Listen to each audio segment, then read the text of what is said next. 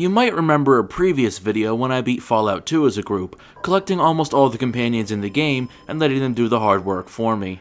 Fallout 1's companions are much more limited in number, can't wear armor, and have a nasty habit of using your spine as target practice. So I figured I may as well put them to the test, as I asked the question, can you beat Fallout as a group? Ian, I swear to God! The rules are pretty much identical to the Fallout 2 video. I can only let my companions damage enemies, I can't hurt anything directly. I can trade with my companions, heal them with stimpaks, steal from people, but attacking stuff is off the table. As a secondary objective, I must collect every companion in the game. Finally, I'll be doing this run on easy difficulty with wimpy combat. Companions not being able to wear armor makes them very susceptible to death in the late game, so unless I want to load my save and pray to RNGesus repeatedly, this is pretty much my only option. Now, with all that aside, let's get started. For my special stats, I drain Perception as I don't need weapon accuracy, and Charisma since unlike Fallout 2, it does not affect the amount of companions you can have at once. I max out Endurance since I'll have to be a human shield so my companions don't die horribly, Intelligence since you can recruit Ian for free with 6 Intelligence, and extra skill points are always a plus, Agility so I can move around to stimpak my companions more easily, and Luck for better random encounters. I then put the last few points into Strength, which isn't needed since my companions can carry a lot, but I couldn't think of anything else to put them into. For my traits, I choose Gifted because, again, why wouldn't you, and Good-Natured as I can't use any of the skills it decreases. I tag First Aid as a backup if I run out of stimpaks, Lockpick for more loot, and Speech to make my life just that bit easier. Finally, for my name, I decide to bring back Cassie Nova from my Fallout 2 video, although here he's lacking his signature charm. Since I don't have any friends right now except Ed the Skeleton, I have to run past the rats as they try to nibble my ankles. I then nip on over to Shady Sands, where, using my high intelligence, can convince Ian to follow me, getting my first companion of the run. I test how useful he is right away as I let him clear out a cave of rad scorpions. They can rarely get close enough to attack before being gunned down, and, for the time being, he cleans house pretty efficiently. There is one problem, however, a problem I'm sure you're quite familiar with if you've played this game before. Ian. I swear to God! Yeah, Ian isn't exactly picky about his targets, so you've got to watch yourself in his line of fire. Regardless, his arachnophobic hate crimes level me up, where I get Speech to 80, Lockpick to 60, and First Aid to 100. I then turn in some tails in exchange for Antidote, which I never end up using, teach the residents about crop rotation, and head out to Vault 15 to commit mass rat murder. I level up for a second time here, where I get the Quick Pockets perk to make it easier to switch between stimpaks. I also get Science to 60 and Speech to 90.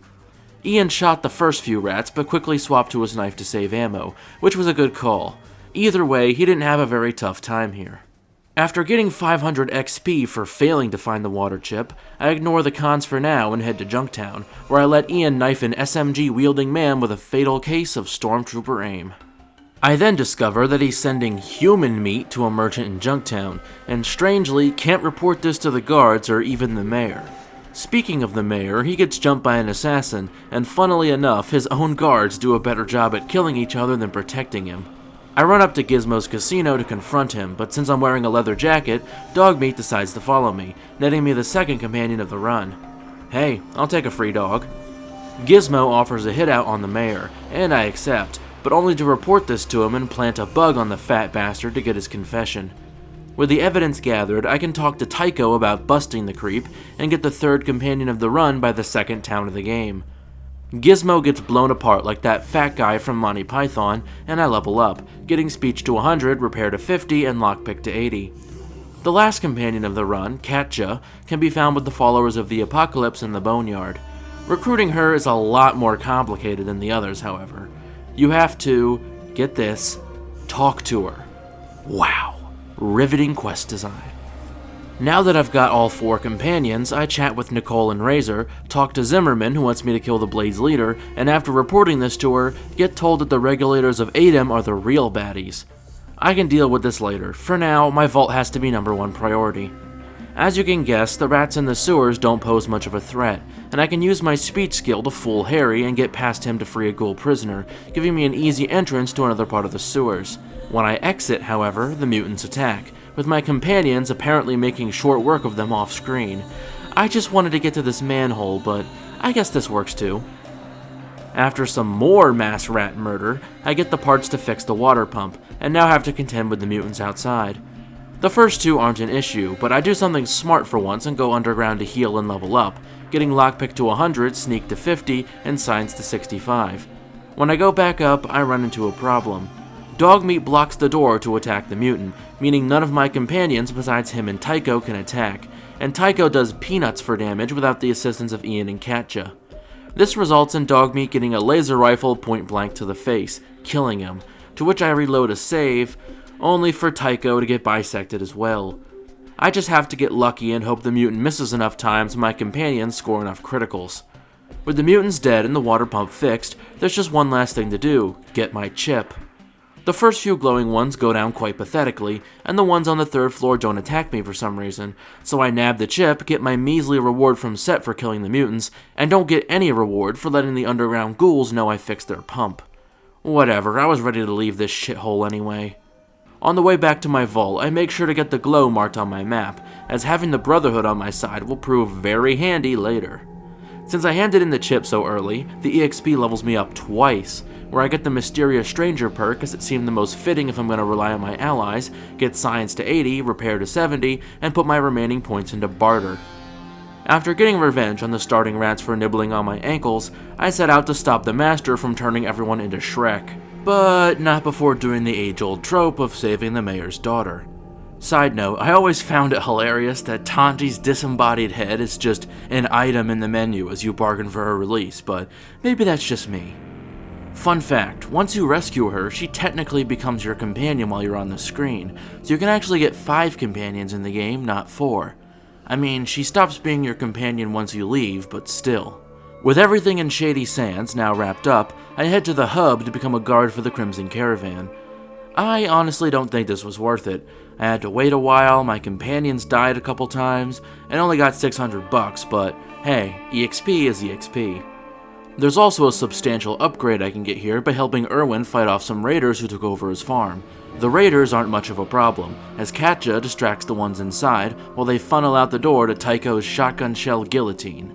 One of the raiders has a 14mm pistol I can give to Ian, but more importantly, Erwin gives you a 223 pistol in exchange for helping him, which is one of the best weapons Ian can use.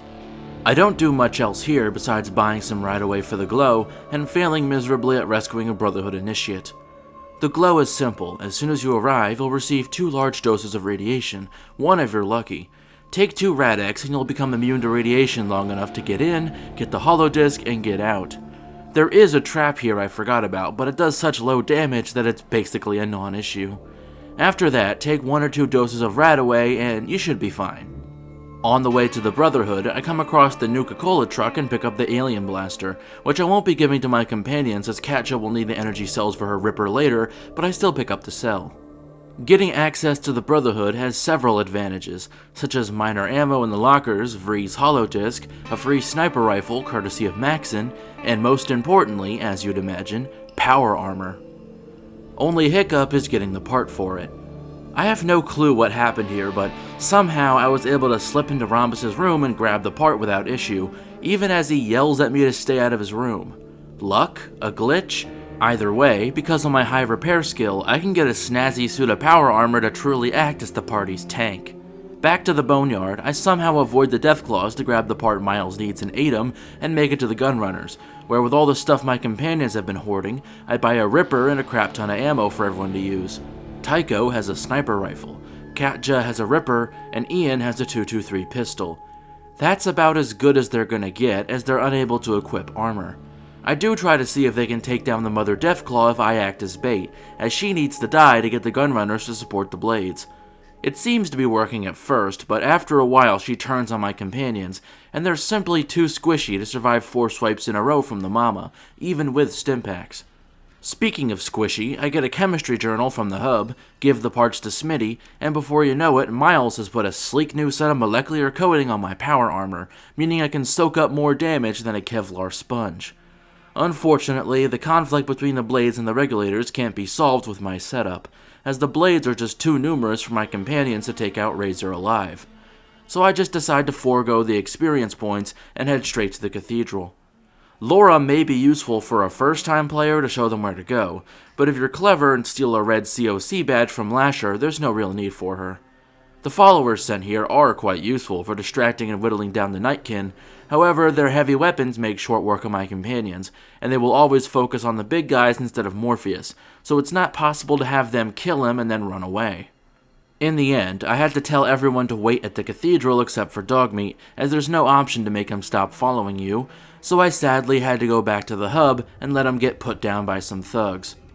Rest in peace. You were a good boy. I also make sure to stop by the boneyard for some robes, which you can find on the floor in the followers' library.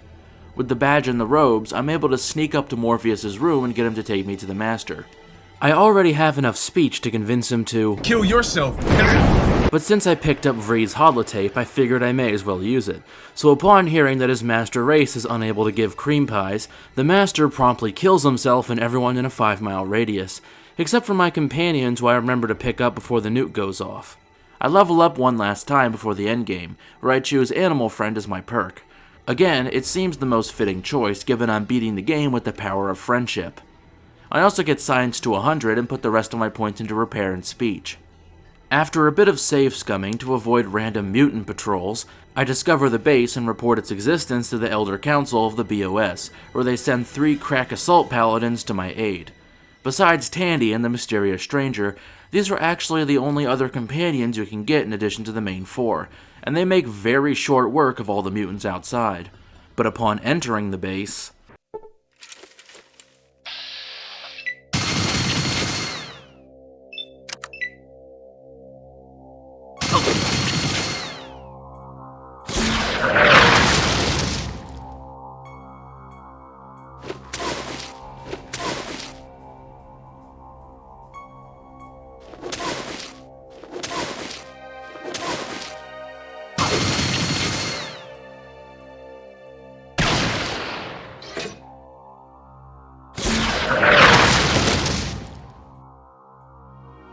yeah, that's not happening, Chief.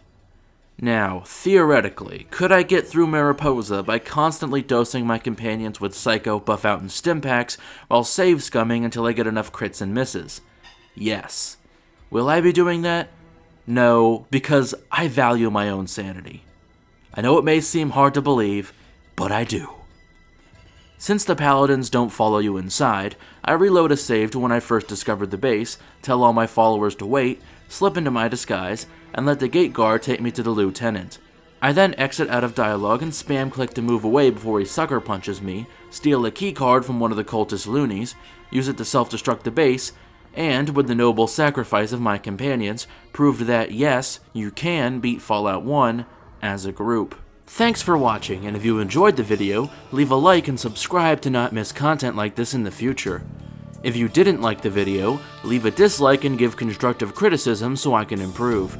You can also support my Patreon or become a channel member, in which case I'll shout you out and make your suggestions much more likely to become a reality. Check me out on Reddit or Discord using the links in the description, or check out my second channel, The Loophole, where I post everything that doesn't fit on this one. This is Cuzzle Loop signing off. Peace.